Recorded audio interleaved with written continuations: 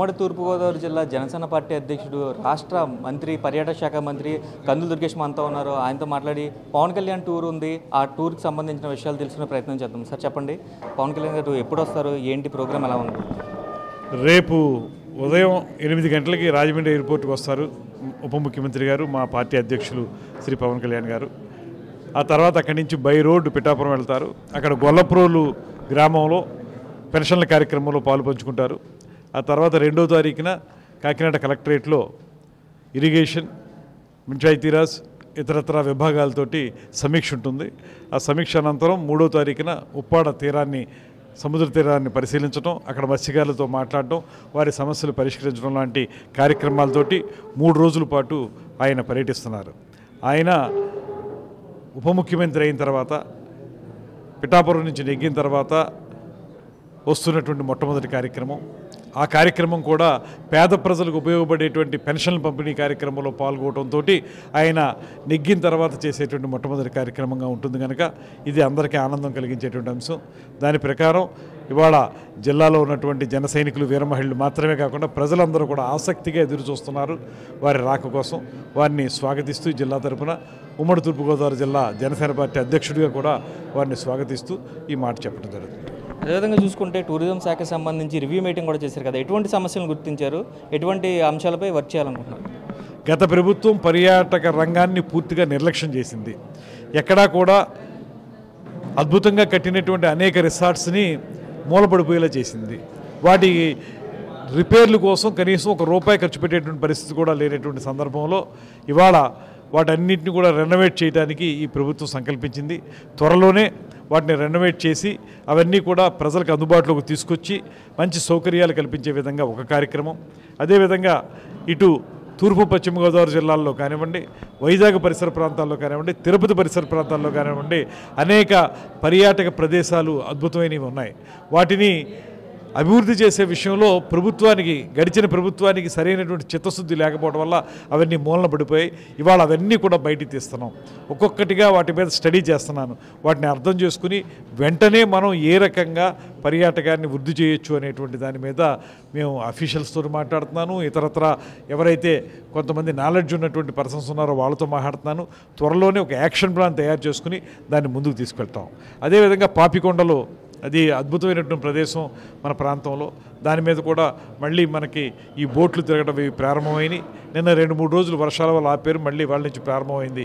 అక్కడ కూడా ఒకటి ప్రధానంగా ఆలోచించాల్సింది, సుందరమైనటువంటి ఆ ప్రదేశాన్ని తిలకించడానికి వచ్చేటువంటి ఎవరైతే పర్యాటకులు ఉన్నారో వారందరూ సేఫ్టీ మెజర్స్ కూడా ఈ బోట్ల మీద ఏ రకంగా తీసుకుంటారనేటువంటిది ప్రధానంగా చూడాలి.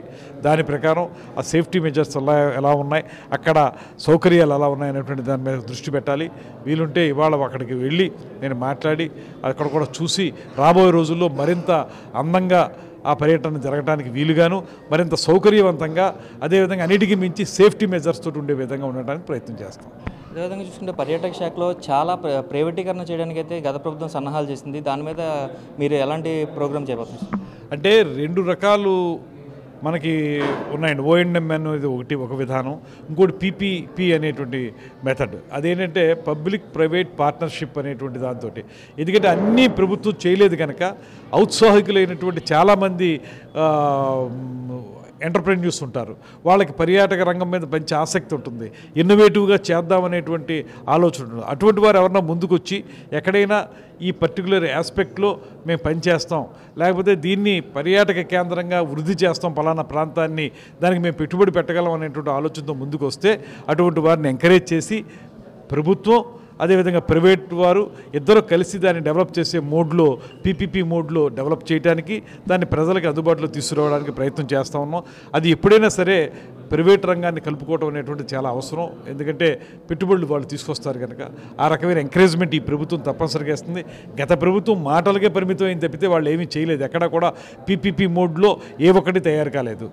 ఇవాళ మేము అలా కాకుండా ఖచ్చితమైనటువంటి ఆలోచనతో, ఖచ్చితమైన యాక్షన్ ప్లాన్ తోటి ప్రైవేట్ వారిని కూడా ఆహ్వానించి ఈ పర్యాటక రంగాన్ని వృద్ధి చేయడానికి ప్రభుత్వం సిద్ధంగా ఉంది. అంటే పర్యాటక శాఖకి సంబంధించి టీటీడీలో ప్రత్యేక దర్శనాలు అనేది ఒక విభాగం ఉండేది, దాన్ని అలా కొనసాగిస్తారా వ్యవస్థని, లేకపోతే ఇక్కడతో ఫినిష్ అయిపోతుందంటే ఏం చెప్తారు? ఒకసారి చూడాలి. దాని మీద నేను కొన్ని విమర్శలు వచ్చాయి.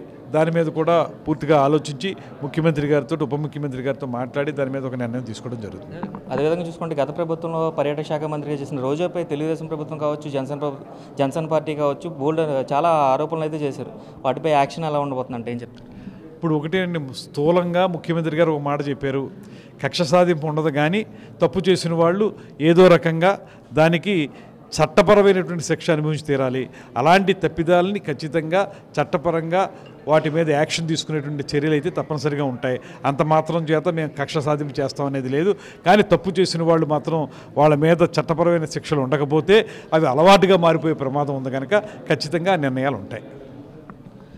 ఇది కందుల దుర్గేష్ మనతో చెప్తున్న పరిస్థితి. అయితే 3 రోజులు పవన్ కళ్యాణ్ పర్యటన ఉంటుంది. ఉప ముఖ్యమంత్రిగా మొదటిసారి పిఠాపురం నియోజకవర్గంలో విజిట్ చేయబోతున్నారు. జిల్లా అధ్యక్షుడిగా అయితే పవన్ కళ్యాణ్కి వెల్కమ్ చెప్తున్నానంటూ చెప్తున్న పరిస్థితులు ఉన్నాయి. అదేవిధంగా చూసుకుంటే పర్యాటక రంగంలో జరిగిన అవినీతిపై సమగ్ర విచారణ ఉంటుంది. కక్ష సాధింపు అయితే ఉండదు, కానీ తప్పు ఎవరు చేసినా సరే శిక్ష అనేది మొత్తం ఉంటుందంటూ కూడా కందుల దుర్గేష్ చెప్తున్నారు. అదేవిధంగా చూసుకుంటే పాపికొండలకి పర్యటనకు సంబంధించి బోట్ల ఫిట్నెస్ అది ఎలా ఉంది, సేఫ్టీ మెజర్స్ ఎలా ఉన్నాయి, ఇవన్నీ కూడా తానే స్వయంగా వెళ్ళి పర్యవేక్షిస్తానని చెప్తున్నారు. ఇది ఇక్కడ పరిస్థితి. కెమెరామెన్ విజయ్తో శంకర్, RTV, తూర్పుగోదావరి జిల్లా. మరిన్ని వీడియోస్ కోసం ఛానల్ సబ్స్క్రైబ్ చేయండి. లేటెస్ట్ అప్డేట్స్ కోసం వాట్సాప్ ఛానల్ ఫాలో చేయండి. అండ్ లింక్ డిస్క్రిప్షన్ లో ఉంది.